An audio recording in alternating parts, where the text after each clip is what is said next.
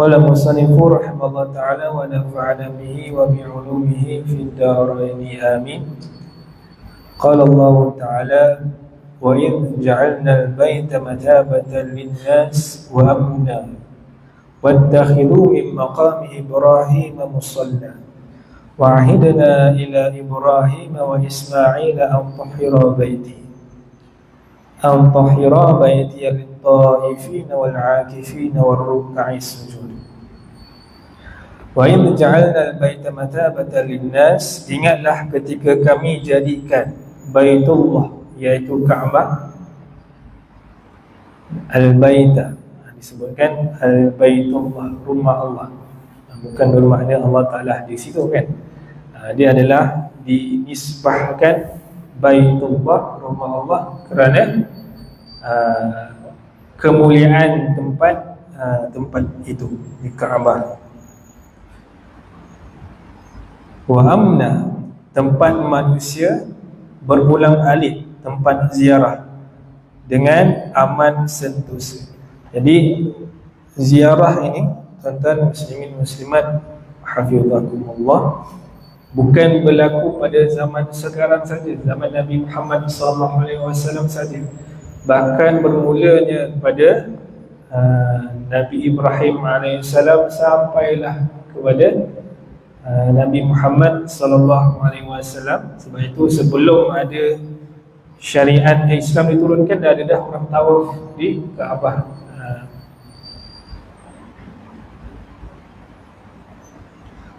Wattakhidhu min maqami Ibrahim musalla, maka pergunakanlah oleh kamu, wahai Muhammad, wahai umat Nabi Muhammad SAW, maqam Ibrahim, tempat sembahyang. Ini Allah Ta'ala sebut di dalam Al-Quran ketika mana Sayyidina Umar radhiyallahu anhu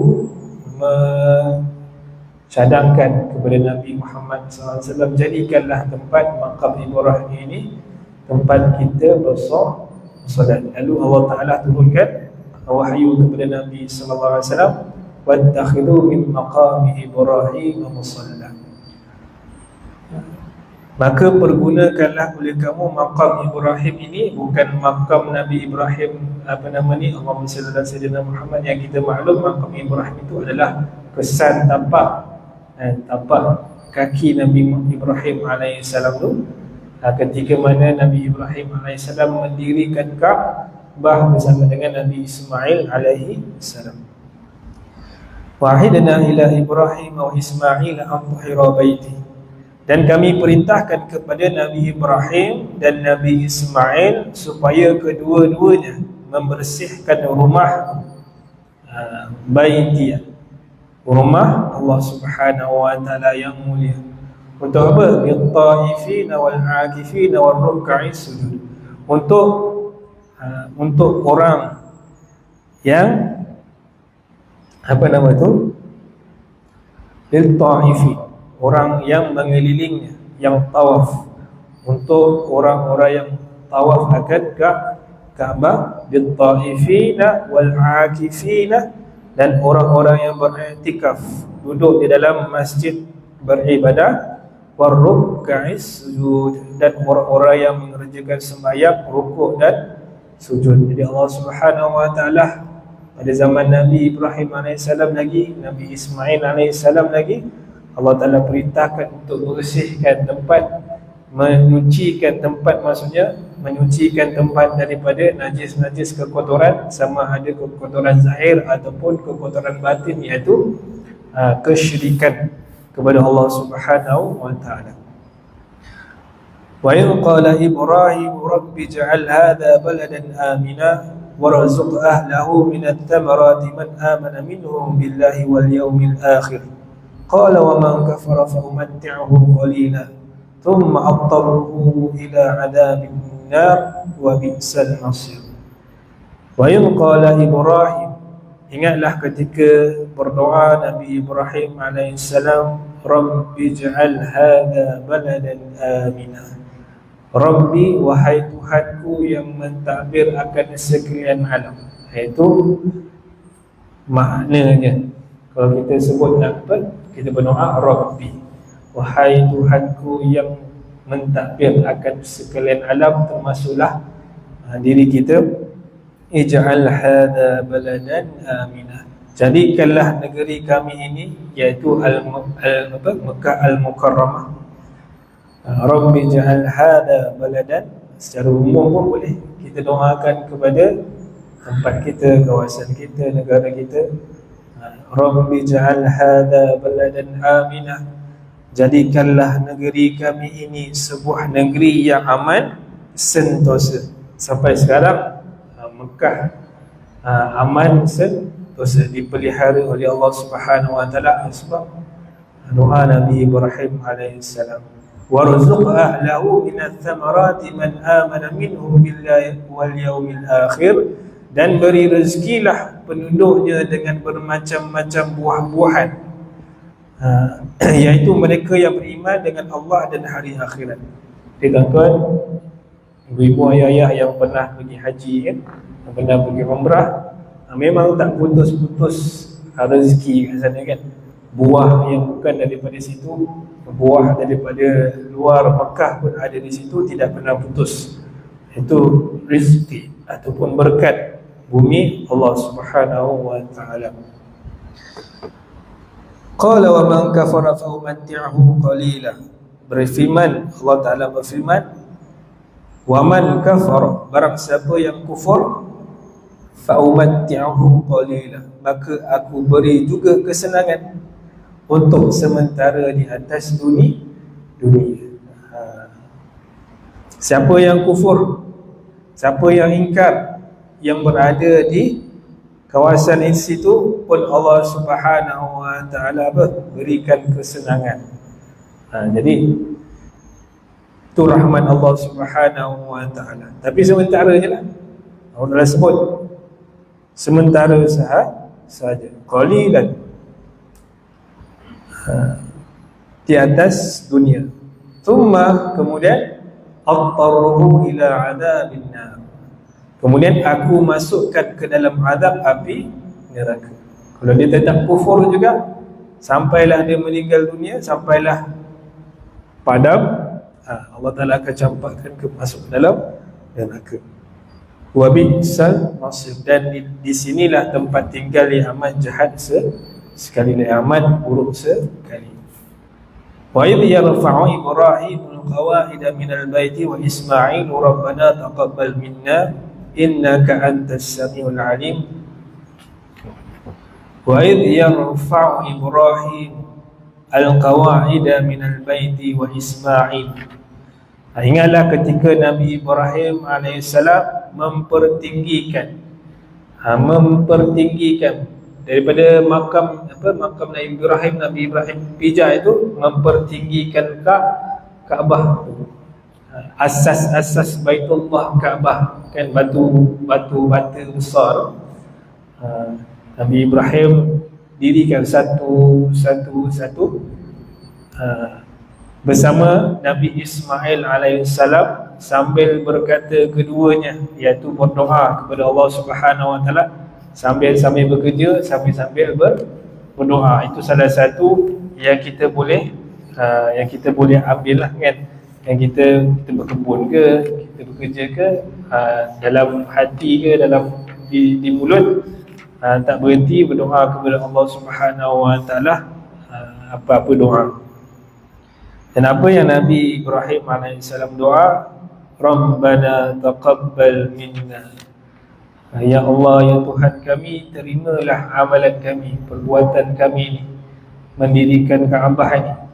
Innakas sami'ud du'a, innakas sami'ul alim, sesungguhnya Engkau Maha mendengar lagi mengetahui akan amal perbuatan kami. Rabbana waj'alna muslimaini laka wa min dhurriyyatina ummatan muslimatan laka wa arina manasikana wa tub 'alaina innaka antat tawwabur rahim. Rabbana, wahai Tuhan kami, waj'al muslimaini, jadikanlah kami dua orang ini yang muslimaini laka, yang beriman, yang yang menyerahkan diri kepada engkau. Jadi kat sini diterjemahkan dengan muslim, orang yang muslim yang menyerahkan diri kepada engkau, wahai Allah. Wa min dzurriyyatina, mengikut perintah engkau. Begitu juga pula anak-anak cucu kami suatu umat, ummatan muslimatan laka. Begitu pula anak-anak cucu kami, iaitu Nabi nasab Nabi Ibrahim AS, Nabi Ismail AS, sampailah kepada baginda Nabi SAW, engkau jadikanlah umat yang mengikut akan perintahmu. Wa min dzurriyyatina ummatan muslimatan laka. Muslimah, ya muslim, apa nama ni? Yang menyerahkan, yang mengikut. Dan terjemah di sini mengikut segala perintah. Dia mendoakan anak cucu mereka. Wa arina manasikana, dan perlihatkanlah. Wa arina manasikana, perlihatlah kepada kami peraturan mengerjakan haji. Ini diterjemahkan, ditafsirkan seluruh mengerjakan haji. Wa arina manasikana, tunjukkanlah bagaimana kami nak memperhambakan diri kepadamu. Antara salah satunya adalah berbuat haji lah. Itu musim haji pun dah lepaskan tuan-tuan. Haji yang mabrur insya-Allah. Wa tub alaina, dan terimalah akan taubat kami. Kalau dalam keadaan kita beribadah kepada Allah Subhanahu Wa Taala, dan ibadah yang paling besar adalah di dalam rukun Islam kita adalah menunaikan haji. Sebab apa besar? Sebab kita mengorbankan harta, mengorbankan nyawa, mengorbankan diri, kan? Mengorbankan masa, keringat, semua bertumpu kepada haji, bertumpu kepada ibadah haji. Itu adalah ibadah yang paling besar, sebab dia melibatkan lebih daripada apa? Kederat kita, harta kita, dan kita masa kita yang panjang itu. Walaupun kita berbuat haji, beribadah kepada Allah Subhanahu Wa Taala, ada tak kekurangan tuan-tuan? Mestilah ada kekurangan yang banyak. Sebab itu ada dam dan sebagainya tu, kan? Jadi kekurangan itu, bila selesainya haji itu, kita Allah Taala perintahkan juga wa tub alaina, wa tub alaina, dan menunjukkan dalam ubudiyah kita, dalam kehambaan kita kepada Allah Subhanahu Wa Taala pasti ada cacat celanya. Maka kita minta ampun kepada Allah Subhanahu Wa Taala yang cacat cela tadi. Yang pertama kita minta kabulkan. Rabbana taqabbal doa yang pertama tadi, Rabbana taqabbal minna, wahai Tuhan kami, terimalah akan apa yang kami buat. Satu, terima, penerimaan kabul. Yang kedua, kita kena menzahirkan akan apa? Kita kena melihat akan kekurangan-kekurangan dalam amalan itu.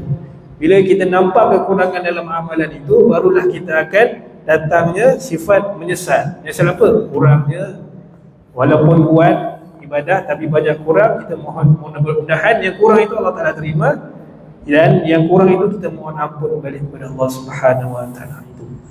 Itulah sifat hamba. Innaka antat tawwabur rahim, sesungguhnya engkau penerima taubat lagi maha penyayang. Jadi fitrah ataupun orang panggil fitrah lah, Allah Subhanahu Wa Ta'ala menciptakan manusia dengan dalam keadaan yang serba kekurangan. Nama pun insan. Insan ni sering lupa, kan? Dia lupa apa? Sebab itu bila kita lupa, lupa tiba-tiba kita puasa ni, kan? Kita puasa, elok, ni dah bukan, contoh pukul 9, ni sarapan lah, sarapan makan. Dalam keadaan makan tu dia lupa, lupa kenyang, siap minum air, sedawa, alhamdulillah. Tiba-tiba teringat, hari ni puasa. Jadi makanan tu batal tak? Puasa tu batal tak? Tak batal. Sebab apa? Kita lupa. Jadi dalam keadaan kita lupa itu, Allah Ta'ala angkat akan hukum itu. Jadi itu salah satu itu dalam hukum fiqh lah. Bermakna Allah Ta'ala tidak akan hukum sesuatu itu dalam keadaan lupa. Yang Allah Ta'ala hukum, yang buat lupa. Yang buat lupa ni, itu Allah Ta'ala kena. Kemudian Rabbana wab'ath fihim rasulan minhum yatlu 'alaihim ayatika wa yu'allimuhumul kitaba wal hikmata wa yuzakkihim innaka antal azizul hakim. Rabbana wab'ath fihim rasula, ya Tuhan kami, utuskanlah, utuskanlah, bangkitkanlah, fihim di kalangan mereka, kepada mereka, rasulan minhum, seorang rasul utusan di antara mereka. Jadi Nabi Ibrahim AS berdoa ketika di Mekah, dan Nabi Ibrahim AS bersama Nabi Ismail AS. Selepas Nabi Ismail AS daripada keturunan Nabi Ismail AS, tak ada para anbiya. Banyak para anbiya pada adik-beradiknya, Nabi Ishaq, Yaqub, Yusuf, Ayyub, Syuaib, itu baru bangsa Arab. Syuaib baru bangsa Arab. Syuaib, Musa, Nabi Musa berkahwin dengan anak Nabi Syuaib, Musa. Kemudian Nabi Musa, Nabi Harun, adik-beradik. Harun. Siapa lepas tu? Ilyasa, itu pun daripada Bani Israel. Kemudian Nabi Zulkifli pun daripada Bani Israel. Kemudian Nabi Isa, barulah Nabi Muhammad sallallahu alaihi wasallam daripada nasab Nabi Ismail alaihi salam. Jadi keturunan Nabi Muhammad SAW itu semuanya adalah keturunan yang mulia di kalangan kaum Quraisy. Dan yang dimaksud kat sini, rasulah minhum, pastilah dinisbahkan kepada Nabi Muhammad sallallahu alaihi wasallam. Rabbana wab'ath fihim rasulan minhum, di kalangan mereka di Mekah. Siapa yang dibangkitkan di Mekah? Nabi Muhammad sallallahu alaihi wasallam. Yatlu 'alaihim ayatika, di antara mereka yang bakal membaca ayat-ayat engkau, iaitu Al-Quranul Karim yang kita baca ni, tuan-tuan. Wa yu'allimuhumul kitabah, dan mengajarkan akan kitab Allah, wal hikmah, dan ilmu pengetahuan mereka. Hikmah ini adalah hadis Nabi SAW adalah salah satu hikmah wahyu daripada Allah Subhanahu Wa Taala. Dan dengan Al-Quran dan Al-Sunnah itu, wa yuzakkihim, yang akan membersihkan mereka dari kelakuan yang tidak senonoh. Wa yuzakkihim ini boleh dinisbahkan kepada ilmu tazkiyatun nafs, pembersihan jiwa, ataupun ilmu tasawuf, ilmu yang membersihkan rohani kita, membersihkan hati kita. Yang kita belajar kan 10 sifat mazmumah, 10 sifat mahmudah. Itu pembersihan jiwa, asal usulnya daripada mana? Al-Quranul Karim. Begitu. Innaka antal azizul hakim, sesungguhnya engkau maha perkasa lagi maha bijaksana. Bijaksana apa? Mengaturkan segala urusan umat manusia. Ayat 125 hingga 129 ini menyatakan bahawa Nabi Ibrahim AS diperintahkan oleh Allah membina Kaabah, iaitu bangunan seperti rumah 4 persegi terletak di tengah-tengah kota Mekah di dalam Masjidil Haram. Semua dapat dilihat sampai sekarang. Walaupun seketul tu kan, kalau tuan-tuan perempuan, ya ibu-ibu pergi haji, kita pergi haji, lihat je, nampak saja dah mengalir dah, kita dah rasa lain. Sebab apa? Sebab kat situlah limpahan kurniaan Allah Subhanahu Wa Taala yang kita nampak. Yang kita nampak, zahirnya tak nampak, tapi kita rasa. Gitu.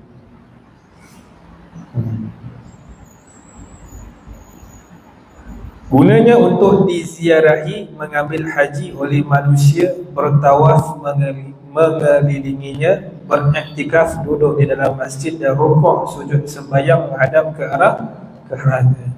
Bertentangan dengan Kaabah itu ada di atas ada pun tempat para malaikat alaihi salam bertawaf.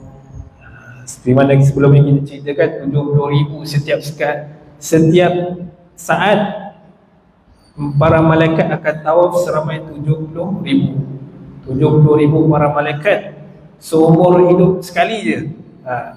Siapa yang malaikat yang dah tawaf, dah sekali je ganti malaikat yang lain. Malaikat yang lain seramai 70,000 sampailah hari kiamat. Sebab bilangan mereka lebih ramai daripada kita. Dahlah kita ni dikatakan kat dunia ni 7 bilion. 7 bilion manusia, yang beriman 2 bilion je. Penduduk Mekah sembahyang berlingkar menghadap ke arahnya, hingga membawa orang Islam di seluruh dunia timur, barat, utara maupun selatan. Semuanya mesti mempunyai arah yang satu, iaitu yang dinamakan qiblat, iaitu Kaabah, tempat menghadap pada waktu sembahyang. Dan pada waktu orang Islam mati, dibaringkan menghadap ke arah itu. Kita solat menghadap kiblat. Menghadap kiblat ni maksudnya menghadap Kaabah. Ain Kaabah itu menghadap. Itu adalah tempat menghadap saja, bukan kita menyembah Kaabah. Kita tak menyembah Kaabah. Kita hanya menuju kepada arah yang satu, center kat situ. Dan seluruh dunia akan tumpu kat situ. Ini pun isyarat kepada apa? Allah Subhanahu Wa Taala yang tunggal, yang layak disembah. Jadi satu. Kemudian ketika kita kembali kepada Allah Subhanahu Wa Taala juga, kita dah meninggal dunia pun menghadap kiblat, isyarat kepada kita menghadap Allah Subhanahu Wa Taala. Mengikut kata-kata ahli sejarah, Kaabah itu telah dibina sebanyak 10 kali. Antaranya ialah Al-Qawiyul Fasi. Dalam kitabnya Shifaul Gharam berkata Kaabah pernah dibina sebanyak 10 kali. Yang pertama oleh malaikat, satu. Kemudian yang kedua oleh Nabi Adam alaihi salam, 2. Ketiga oleh anak Nabi Adam alaihi salam, iaitu Nabi Syith. Nabi Syith ini salah satu hikayat yang mengatakan bahawasanya asbab Nabi Syith inilah kita manusia ni tak dapat melihat jin, syaitan. Mungkin zaman Nabi Adam AS tu boleh lihat lagi, boleh nampak lagi kan syaitan menyerupai. Tapi selepas Nabi Syith AS berdoa kepada Allah Subhanahu Wa Taala, Allah Taala tutup alam jin dengan manusia, dipisahkan. Tapi dalam satu alam, bukan alam lain, bukan alam malaikat satu alam yang lain. Tapi alam jin dan manusia dia sama macam alam pokok tumbuh-tumbuhan ni. Kita nampak tak tumbuhan? Semua haiwan kita nampak tak berada dengan kita? Itulah juga dengan jin, ada juga dengan kita, cuma ni ditutup, dihijabkan, tapi alam yang sama. Maksudnya alam mulki, alam bawah ni, alam dunia. Kalau alam malaikat dia dah bawah masuk alam malakut.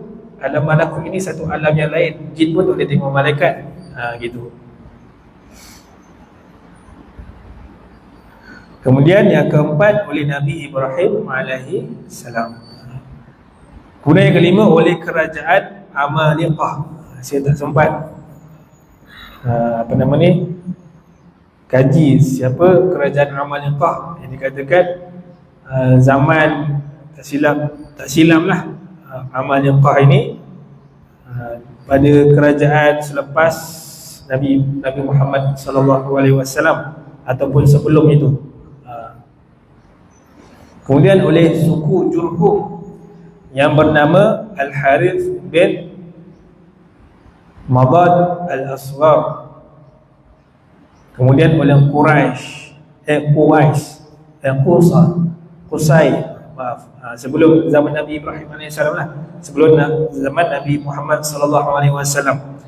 Qusay ini adalah datuk baginda Nabi Muhammad SAW yang kelima, bin Qusay bin Falil, sampailah kepada Nabi Ismail AS bin Ibrahim. Qusay. Kemudian yang ke-8 oleh orang-orang Quraisy. Baru masuk pada orang Quraisy yang ke-8. Di antaranya Nabi SAW turut membinanya. Jadi Nabi SAW pun ambil bahagian dalam pembinaan Kaabah. Waktu itulah zaman jahiliyah, mereka tawaf pagi ataupun siang hari lelaki sahaja, tapi dalam keadaan tak ada pakaian. Malam dibenarkan kepada siapa? Perempuan saja. Malam gelap kan, nak buat siang segan kata mungkin, tapi dalam keadaan yang tidak berpakaian. Jadi kat situlah Allah Subhanahu Wa Taala berikan pemikiran ataupun kegelisahan kepada Nabi SAW. Takkanlah syariat Allah Subhanahu Wa Taala seperti ini, menyembah berhala dan sebagainya. Sebab itu Nabi Muhammad SAW mengasingkan diri, berkhalwat di gua mana? Gua Hira. Selama 40 hari 40 malam. Siti Khadijah radhiyallahu anha lah yang ulang alik menghantar makanan, dan di situlah selepas genapnya 40 hari bermunajat kepada Allah Subhanahu Wa Taala. Apa munajatnya? Sebutnya nama Allah, Allah. Allah Taala hantarkan, turunkan wahyu. Iqra bismi rabbikal ladzi khalaq, khalaqal insana min 'alaq, iqra wa rabbukal akram, alladzi 'allama bil qalam, 'allamal insana ma lam ya'lam. Itu wahyu yang pertama yang Allah Subhanahu Wa Taala kurniakan, wahyu kepada Nabi Muhammad SAW. Yang ke-9 oleh Abdullah bin Zubair. Abdullah bin Zubair ini adalah boleh katakan cucu kan? Dia anak kepada Asma bin Abu Bakar. Abu Bakar adalah menantu, kira cucu lah, cucu Nabi Muhammad SAW, pun anak buah Nabi Muhammad SAW. Abdullah bin Zubair adalah anak kepada Siti Asma binti Abu Bakar, kakak kepada Sayyidina Aisyah radhiyallahu anha, isteri Nabi SAW. Kira anak buah lah. Dan Abdullah bin Zubair inilah yang lahir pertama, bayi yang pertama yang lahir di Madinah Al-Munawwarah. Ketika mana Sayyidina Asma kan Sayyidina Asma berulang alik menghantar makanan, di mana ketika Nabi Muhammad SAW bersembunyi di gua Yuthur tu kan, gua ketika nak berhijrah tu kan, Nabi Muhammad SAW bersama Sayyidina Abu Bakar dan Sayyidina Asma pada ketika itu menghantar makanan kepada Nabi Muhammad dan juga Sayyidina Abu Bakar. Sayyidina Abu Bakar dalam keadaan mengandung. So Sayyidina Asma tu sedang mengandung siapa? Abdullah bin Zubair. Yang ke-10 oleh Hajjaj bin Yusuf Al-Thaqafi. Hajjaj ini pun ada sejarah gelapnya juga kan, yang membunuh siapa? Abdullah bin Zubair. Nanti kita tengok. Ahli-ahli tarikh sejarah telah juga menyebutkan bahawa Abdullah bin Zubair itu anak saudara Sayyidina Aisyah radhiyallahu anha, anak buah, anak kakak dia Sayyidina Asma. Telah membina Kaabah itu kembali kerana berlaku kebakaran pada masa dikepung oleh tentera Yazid bin Muawiyah tahun 60 Hijrah. Ni anak Sayyidina Muawiyah. Yazid ni bukan sahabat. Akan Al-Hajjaj bin Yusuf Al-Thaqafi pula iaitu setelah 10 tahun berselang 78 Hijrah, ia dan tentera-tenteranya datang mengepung Abdullah bin Zubair dan membunuhnya. Ini kisah, inilah sejarah tarikh. Jadi Abdullah bin Zubair adalah salah seorang sahabat yang terakhir yang hidup, yang melihat akan kekacauan selepas Khalifah Ar-Rashidin itu turunnya Sayyidina Ali, datangnya Sayyidina Yazid dan bergaduh dengan Sayyidina Ali, berperang perang sivil itu dengan Muawiyah, dengan Sayyidina Aisyah itu kita sedia maklum fitnah yang berlaku di kalangan sahabat. Dan kita sebagai ahli sunnah wal jamaah, kita mengiktiraf semua para sahabat, 124,000 para sahabat ini adalah sahabat Nabi SAW, dan mereka semua masuk syurga Allah Subhanahu wa taala. Yang berlaku sebagai fitnah di dunia itu adalah salah satu pengajaran bagi umat, bagi kita. Ia mengkhabarkan kepada Khalifah Abdul Malik bin Marwan apabila bahawa Abdullah bin Zubair telah memperbesar Kaabah dari asalnya dan menambah pintunya yang satu menjadi 2. Dia mengadulah kepada Sultan Sayyidina Abdullah ni, dia nak buat penambahan kepada Kaabah. Sedangkan dia sahabat itu. Apa sahaja yang dilakukan oleh para sahabat mestilah yang mesti telah ditunjukkan oleh syariat Nabi Muhammad sallallahu alaihi wasallam, sebab dia bersama Nabi Muhammad sallallahu alaihi wasallam. Dan serendah-rendah sahabat nak dibandingkan dengan wali kutub. Wali kutub ni adalah wali yang paling tinggi di kalangan para awliya. Dia tak dapat mengatasi makam para sahabat yang paling rendah. Dia tak dapat, sebab makam sahabat pun Allah Ta'ala tu tutup. Serendah-rendah sahabat tidak boleh mengatasi oleh seorang wali kutub yang paling tinggi pada zaman sekarang, sampailah kiamat. Itu tingginya level para sahabat.